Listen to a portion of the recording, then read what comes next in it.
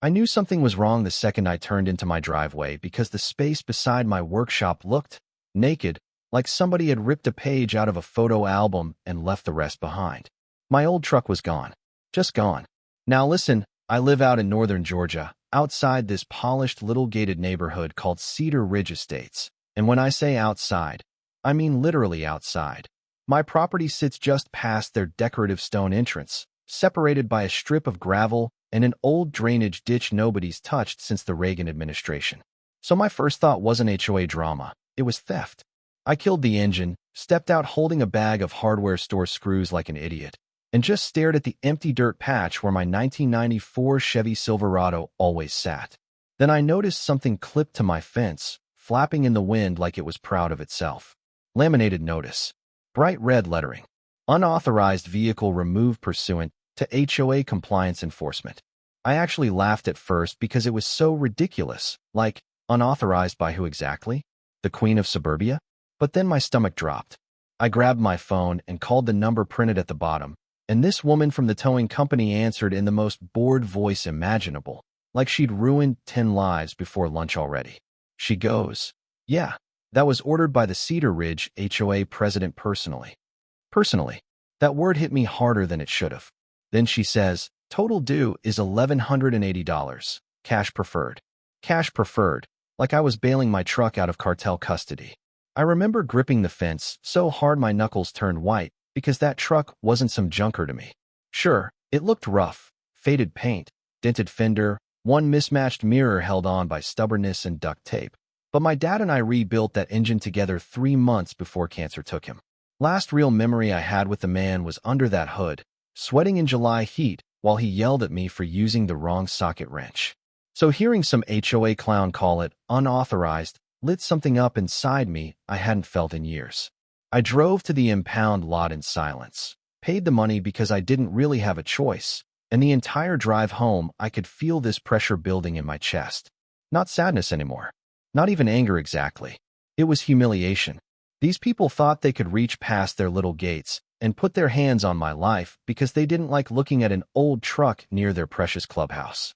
And the crazy part? I'd had problems with Cedar Ridge before. Little passive-aggressive nonsense. Anonymous complaints about my trailer. Emails about property values. One lady actually walked onto my land last summer and asked if I'd consider planting trees so residents wouldn't have to see my tool shed from the tennis court. I told her she was welcome to buy me the trees. She didn't laugh. But this crossed a line. So later that afternoon, I walked down near the clubhouse just to clear my head, and that's when I saw it.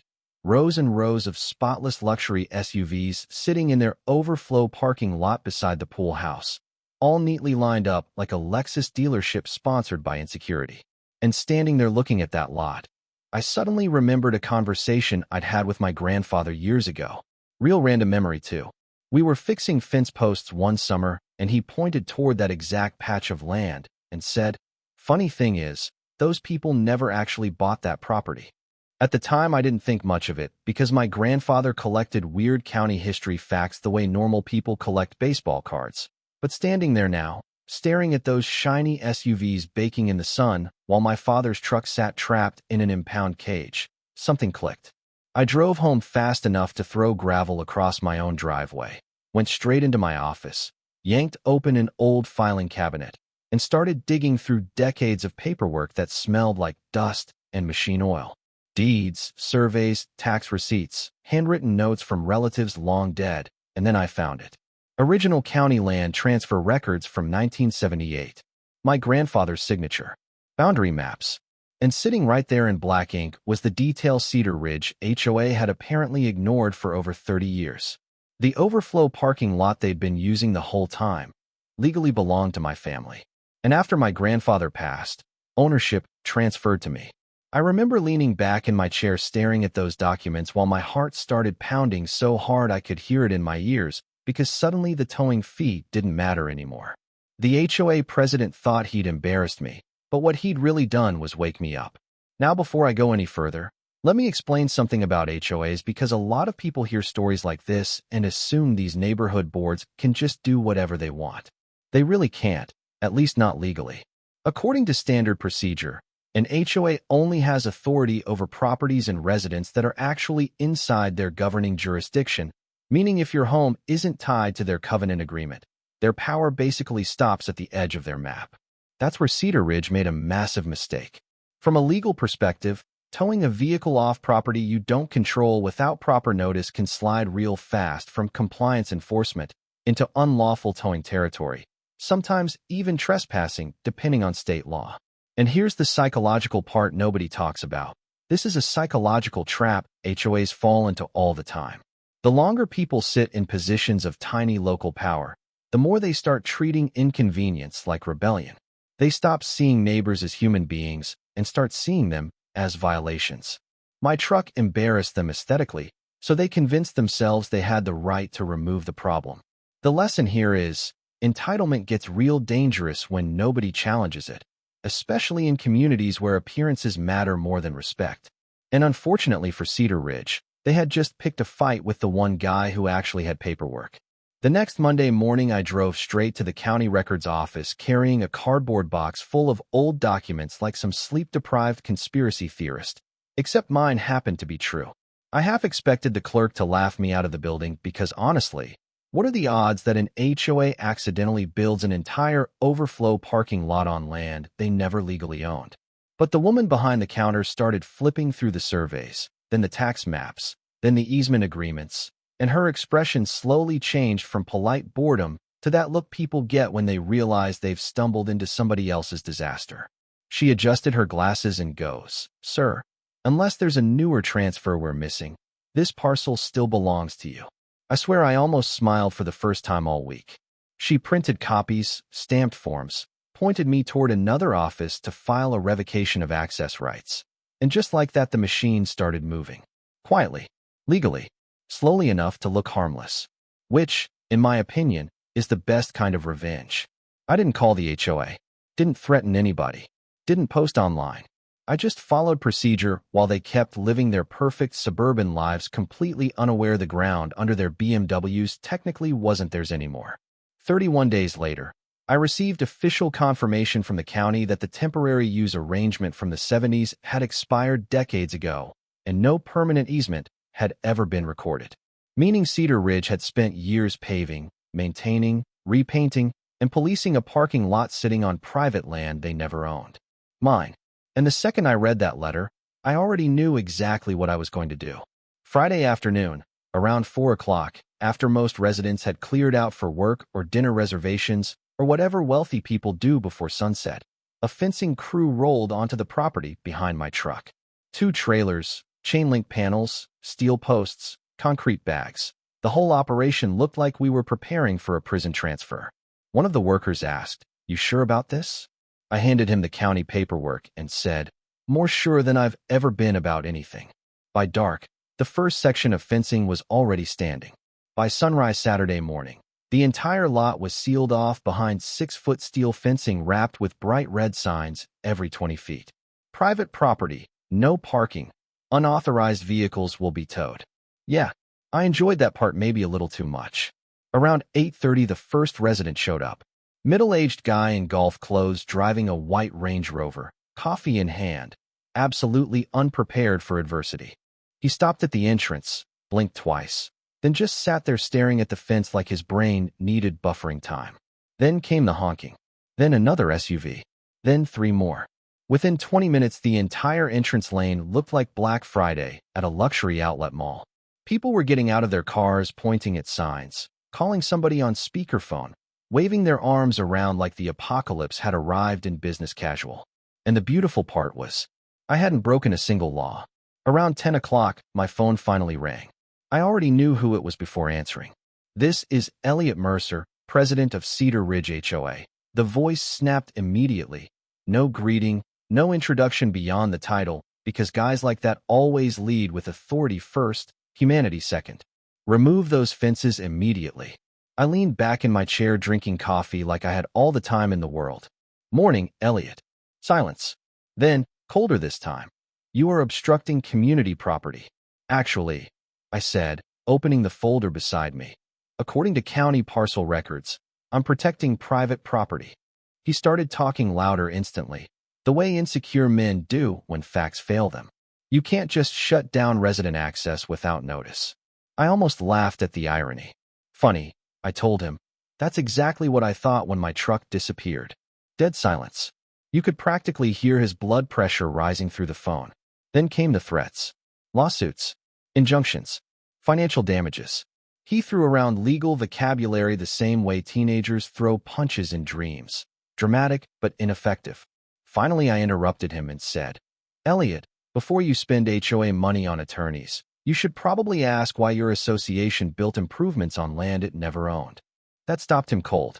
And right there, that was the moment the power shifted. Because bullies only look confident before they realize the other person has receipts.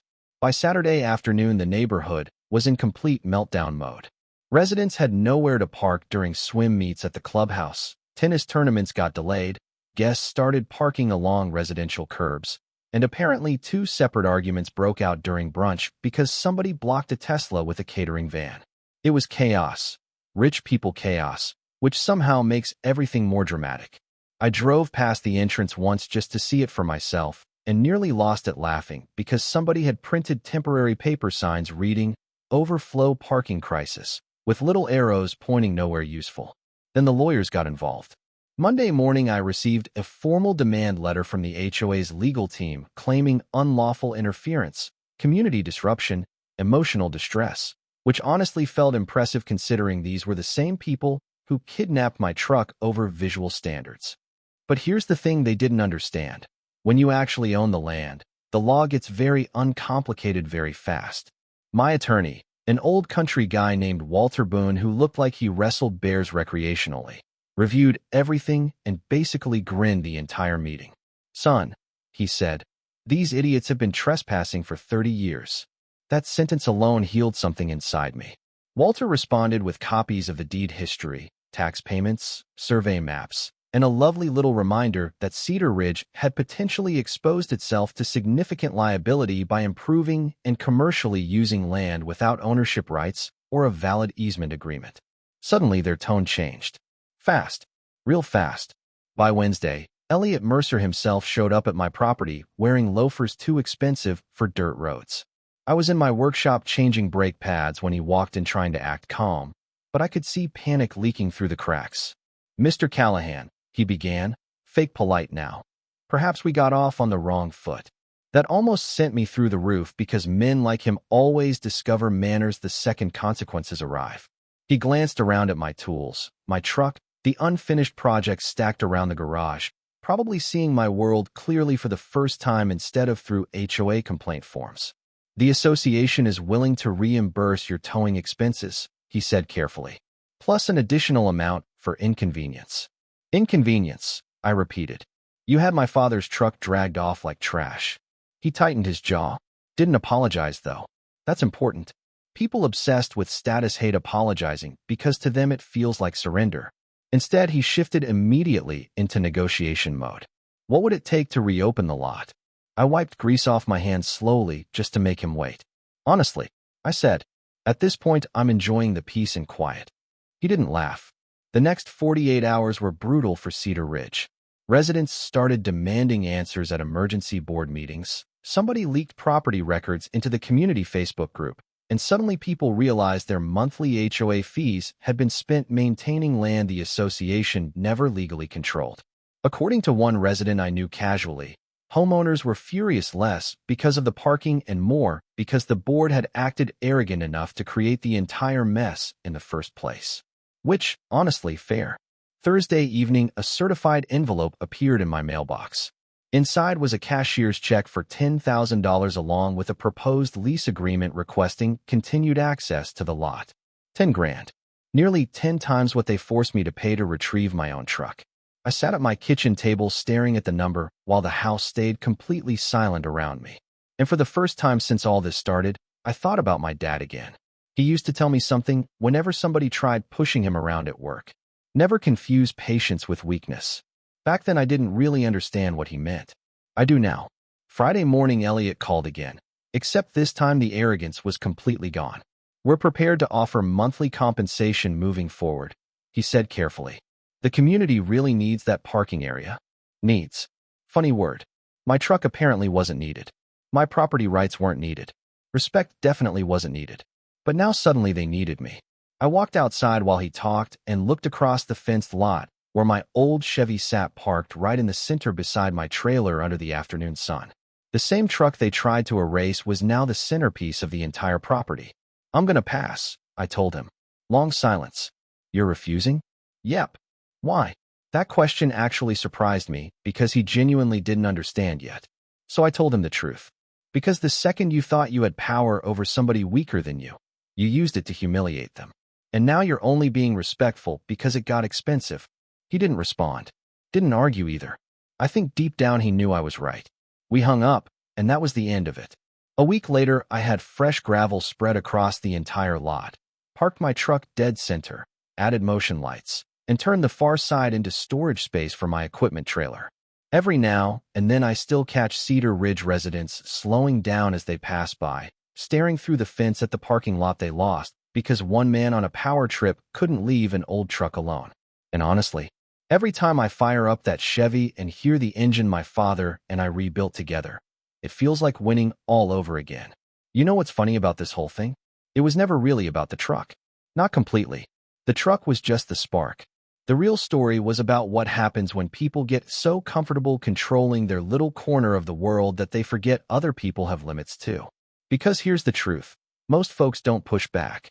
Most people see an HOA letter or some smug authority figure throwing around policy language, and they assume the fight's already over. They pay the fine, swallow the disrespect, complain to their spouse over dinner, then move on with their lives. And honestly, that's exactly what Cedar Ridge expected me to do. They thought I'd be embarrassed enough, intimidated enough, tired enough to stay quiet. But power gets dangerous when it goes unchallenged for too long. This is a psychological trap communities fall into constantly. The rules stop being about safety or organization, and slowly they become about control, appearances, status, who belongs, and who doesn't. My old truck embarrassed them because it didn't fit the image they wanted to sell. And instead of having a conversation like human beings, they escalated straight to punishment. From a legal perspective, this whole mess could have been avoided with one simple thing: verification. Before towing somebody's property, before issuing threats, before acting like kings of the neighborhood, maybe confirm you actually own the land you're standing on. Crazy concept, I know. According to standard procedure, property disputes are supposed to be handled carefully because once you cross legal boundaries, especially with towing or land use, the financial consequences stack up fast. Cedar Ridge learned that lesson the expensive way. But honestly, the money wasn't even the satisfying part for me. The satisfying part was realizing my father was right all those years ago. Patience is not weakness. Quiet people are not powerless. And sometimes the guy working alone in a dusty garage has a lot more leverage than the people hiding behind polished signs and board meetings. The lesson here is, never mistake somebody's humility for permission to disrespect them. Because every now and then, the person you're trying to humiliate ends up holding the deed to the parking lot. So now I'm curious, what would you have done in my position? Would you have reopened the lot after the apology and the check? Or would you have done exactly what I did and kept the gates locked? Let me know in the comments, because trust me, HOA stories are never just about parking.